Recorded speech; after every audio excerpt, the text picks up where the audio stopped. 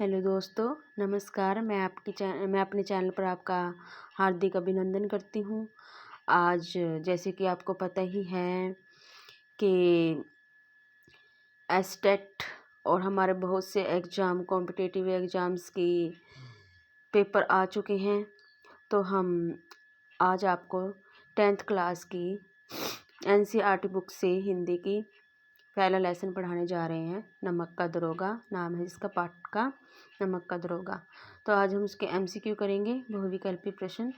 तो हमारा पहला प्रश्न है, नमक का दरोगा पाठ के लेखक कौन है? प्रेमचंद, कृष्णचंद्र, शेखर जोशी, कृष्णनाथ। तो कौन है हमारे नमक का दरोगा पाठ के लेखक हैं? प्रेमचंद। किस ईश्वर प्रदत्त वस्तु का व्यवहार करना निषेध हो गया था? इस क्वेश्चन पूछा गया है कि किस ईश्वर प्रदत्त वस्तु का व्यवहार करना निषेध हो गया था। लेसन के हिसाब से हमने बताना है कि लेसन में किसकी बात हुई है, जल की बात हुई है, वायु की बात हुई, धरती की, नमक की। तो इसमें किसकी बात की गई है? नमक की। कि नमक के बिना तो वस्तु जो प्रदान की गई है ईश्वर की, उसके बिना व्यवहार संभव ही नहीं है। आगे किन के पोबारा थे?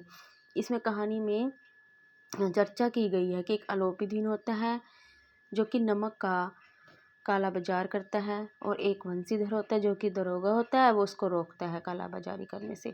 तो किन के पोबारा हो गए थे? अधिकारियों के पोबारा हो गए थे। नमक विभाग में दरोगा के पद के लिए कौन ललचाते थे?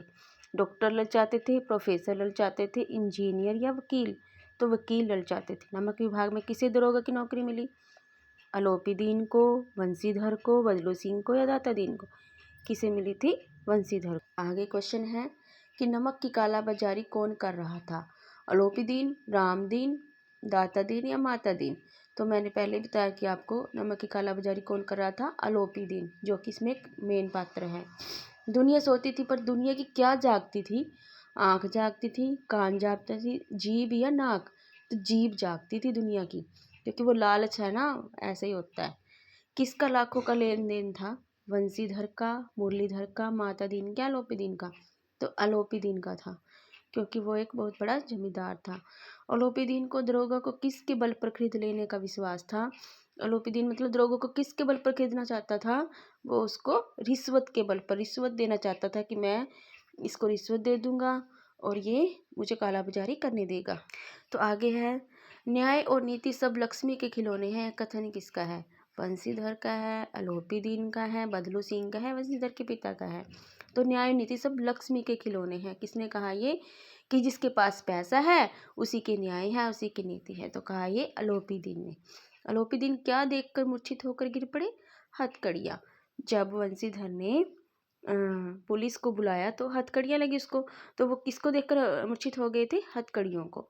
40,000 नहीं, 40 लाख पर भी नहीं, कथन किसका है?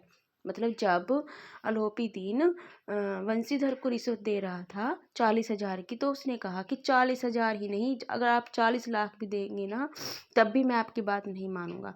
तो किसने बोला था ये? वंशीधर ने बोला था। वंशीधर के पिता किसकी अगवानी के लिए दौड़े थे, किसके स्वागत के लिए दौड़े थे वंशीधर के पिता? अलोपीदीन की। वो तो उसको जमींदार मानते थे और अपने बेटों को कहते थे कि तुम उसकी शिकायत मत करो। प्रेमचंद का जन्म कब हुआ था? क्योंकि पाठ किसने लिखा है? प्रेमचंद ने लिखा है। तो प्रेमचंद आप जानते ही हैं कि हमारे उपन्यासकार सम्राट हैं, तो उनका जन्म कब हुआ था? 1880 में। और ये मेन इंपॉर्टेंट क्वेश्चन है, इसको याद रखना। और प्रेमचंद का निधन कब हुआ था? 1936 में। तो आज हमने आपका पहला लेसन किया, नमक का दरोगा। कल मैं आपको सेकंड लेसन पढ़ाऊंगी। तो आपको मेरी वीडियो कैसी लगी बताइए मुझे। धन्यवाद।